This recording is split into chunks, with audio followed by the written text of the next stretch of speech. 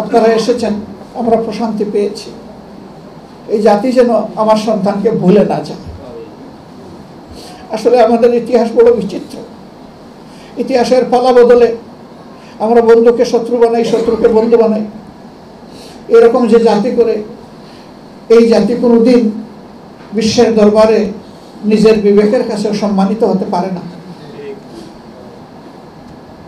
অপসংস্কৃতির এই যন্ত্রণা থেকে এই জাতিকে বের হয়ে আসতে হবে।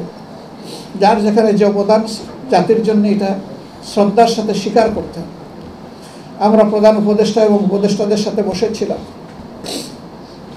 আমরা বলেছি যে পরিবারগুলোর আর্থিক সহায়তার প্রয়োজন, অর্থবহ সহযোগিতা দেওয়ার পদক্ষেপ আপনারা গ্রহণ করুন এবং রাষ্ট্রের সকল খাতের মধ্যে এটাকে এখন আপনারা সর্বাধিক অগ্রাধিকার দিন। আহতদের চিকিৎসা সর্বোচ্চটা যেটা সম্ভব চেষ্টা করুন। আমরা আপনাদের পাশে আছি। সম্মানিত ভাইরা, তারা কথা দিয়েছেন, তারা করবেন। আমরা দোয়া করি সেটা যেন হয়। পাশাপাশি আমরা বলেছি যে সকলেই বলছে এটা আমাদের দ্বিতীয় স্বাধীনতা। আমার দৃষ্টিতে এটা আমাদের তৃতীয় স্বাধীনতা।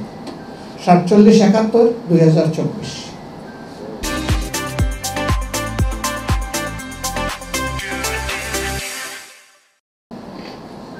এই তৃতীয় স্বাধীনতার বীরদেরকে তাদের বীরত্ব গাথা আমাদের পাঠ্যপুস্তক সহ সকল জাতীয় গুরুত্বপূর্ণ জায়গা স্থান করে দিতে হবে।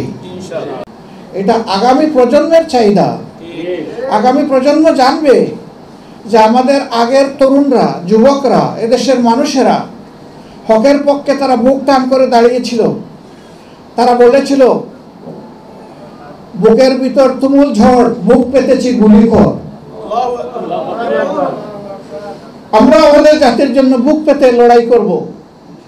যদি একটা জাতি সেই রকম দাঁড়ায় যায়, কোন স্বৈরাচার সেখানে মাথা তুলে দাঁড়াতে পারবে না। আমরা চেষ্টা করতেছি সারা দেশে যারা এরকম নিহত হয়েছেন, শহীদ হয়েছেন, নিখোঁজ আছেন, তাদের তথ্য সংগ্রহ করতে। আমাদের তথ্য সংগ্রহকারীরা হিমশিম খাচ্ছে।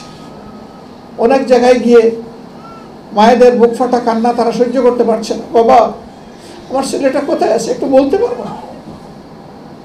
এই মায়ের কাছে এই জাতির জবাব কি জবাব দেব? আসলে এই শোকগুলাকে একত্রিত করে আমরা শক্তিতে পরিণত করি। আমরা চাই সৎ নেতৃত্ব বসুক, দেশপ্রেমিক নেতৃত্ব বসুক, যারা গদিকে নিজেদের বাপদাদার সম্পদ মিরাস মনে করবে না, আর জনগণকে নিজেদের দাস বানাবার চিন্তা করবে না, বরঞ্চ জনগণের চৌকিদার হিসাবে নিজেকে মনে করবে।